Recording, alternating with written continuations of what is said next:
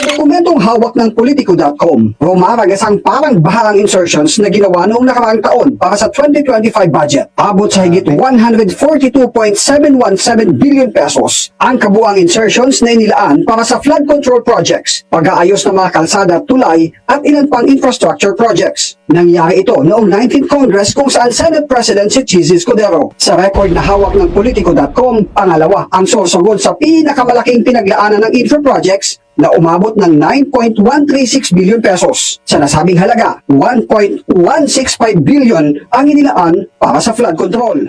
Ikaw pala, Cheese, ang may questionable yung flood control project. Grabe ka, Cheese. Tindi, no? Tindi ng ginawa ni Cheese. Grabe. Chinap-chap para mas malaki yung budget. Kesa yung isa nga namang isang diretso lang, di ba? Chap-chapin mo para doble, multiple, triples ang budgets. Kaya pala kating-katin ito ni Chizzy Escudero maging SP. Mahilig pala siya sa insertions. Mahilig siya mag-insert.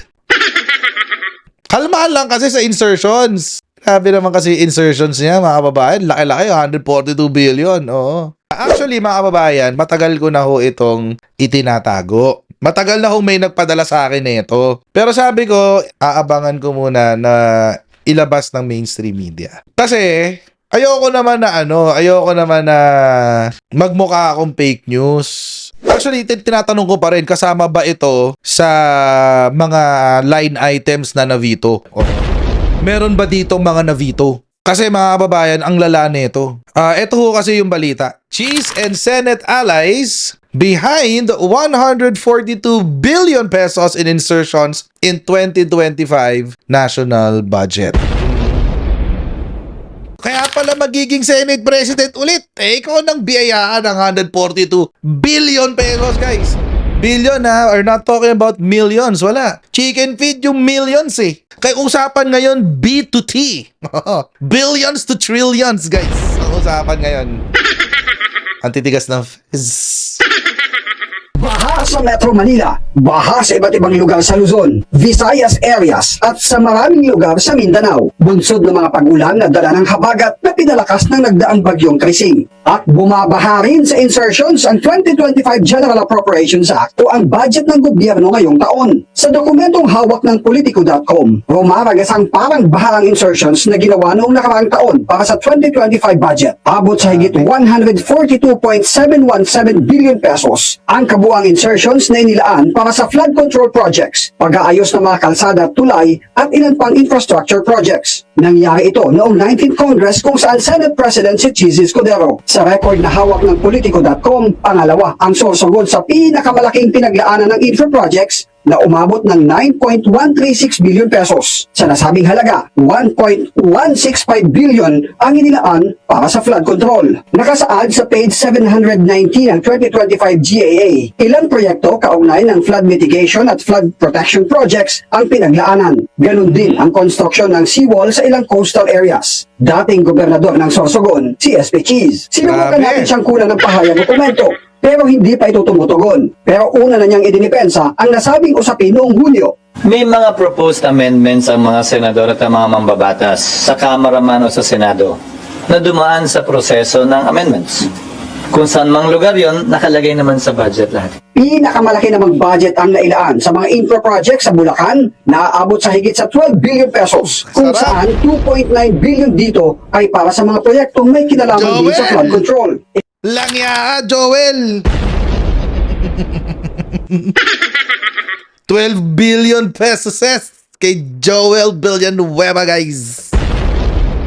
Langya, Joel Villanueva. Ilan lang dito ang mga flood control structures sa San Miguel at Nakawayan Rivers, Ugong Creek sa Balagtas, Bulacan, revetment wall sa San Rafael at Pandi, Pulilan, Bukawi at Malolos City. Pero sa statement na binigay ni Senator Joel Villanueva, umaasa siyang totoo ang lahat. Dahil taliwasan niya ito sa sinabi sa kanya ng District Engineer ng Bulacan DPWH. Ayon kay Villanueva, hindi siya kasama sa liderato ng Senado noong pandayin ng 2025 national budget. Bukod sa Bulacan at Sorsogon, kasama sa top 10 na lugar na nakinabang sa umunoy 2025 budget insertions sa ilalim ng pamumuno ni SP Cheese ang Mindoro, Batangas, Davao, Misamis Occidental, Quezon Province, Valenzuela City at Cebu. Marami rin sa mga proyektong pang-infrastruktura na nakasaad sa 25 GAA ay pawang nauulit lang at kinatay-katay ang isang kahabaan ng kalsada at pinaghiwa-hiwalay na magkakaibang proyekto na may kanya-kanyang budget.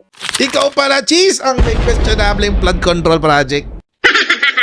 Grabe ka, Cheese. So, ito yung total ng budget. So, makikita nyo, Bulacan ang may pinakamalaki. 12 billion pesos. 84 million 500,000. Ayan. Tapos, can't identify. Sino tong can't identify na to? 9 billion naman sa kanya, 9.8 billion. Sorsogon, 9.1 billion. Mindoro, 8.3 billion. Batangas, 7.3 billion. Davao, 7.2 billion. Ay, grabe. Lalaki, no? Pampanga, oh, yan, no? Diba? Tarlac. Oh, malamang, ano yan? Pampanga, malamang, Lito Lapid yan. Oh, Lito Lapid country yan, eh. Sino ba? Bukidnon, 2.4 billion. Wow. Si ano yan? Si Mig Zubiri yan. Si Mig Zubiri. Oh, eto kay Bong Revilla nung senador pa siya. 5.6 billion! Wow! Shirep naman. Asan yung mga chop-chop? Eto, chop-chop. Oh, yan, oh, yan, oh, yan, oh. Oh, Davao Cotabato Road. Oh, chinap-chop. Para doble ang budget. Para 200 million ang budget. Oh, Davao Cotabato Road. Ilan yan? 4 yan, guys! Tiga 100 billion. Grabe. Oo, ayan. Tinan niya, ayan. Davao Cotabato. Tapos sa ilalim, meron uling Davao Cotabato. Chop. Ito pa, ito. Abad Avenue. Jose Abad Santos Avenue. 3 yan. Ito, Gumaca, Pitogo, Malunay, San Narciso Road. O, yan, o. Pak. 100 millions yan. Pak. 500 million agad, oh. Ito, oh. Ito, Kalapan, no? Kalapan South Road sa Mindoro to, eh. Chop-chopin natin yan. Para, 145 million, 140 million, 120 million, 85 million. Oh, ang dami. Sarangani. Oh, Manny Pacquiao to. Jensan, Manny Pacquiao din yan. Cavite. Oh, Mindoro West Coastal Road. Chop-chop, oh. Agoo. Santa Rita, Biyak na Beto. Sa Bulacan. 100 million, oh. Sarap-sarap naman ito. Pati Commonwealth. Grabe, oh. Si Fairview tsaka Commonwealth, oh. Chop-chop din, oh. Oh, ito, Remulla. Cavite yan, sigurado. Ang titindi naman talaga. Pati Daang Hari. Oh, Bilyar yan. Cavitex bypass. Tindi, no? Tindi ng ginawa ni Cheese. Grabe. Chinap-chop para mas malaki yung budget. Kesa yung isang diretso lang, di ba? Chop-chopin mo para doble, multiple, triples ang budgets. Hindi ko alam kung kasama to sa mga na-veto, ha. Kino-confirm ko pa sa source natin kung kasama to sa mga na-veto. Kasi si PBBM, ang dami niyang vinito na, na projects, eh. Ano nakakagulat kasi dito, mga kababayan? Kung umasta siya, akala mo, linis. Buti pa nga si again, mga babayan, hindi ako fan ni Speaker Martin Romualdez. Pero, let's give credit when credit is due. Buti pa si Speaker Martin Romualdez, nagsabi siya, ipapa-livestream niya yung Bicam. Diba? Narinig na ba natin yan sa Senado? Narinig na ba natin yan kay Cheese Escudero? Wala tayong narinig na ganyan kay Cheese, guys. Oo.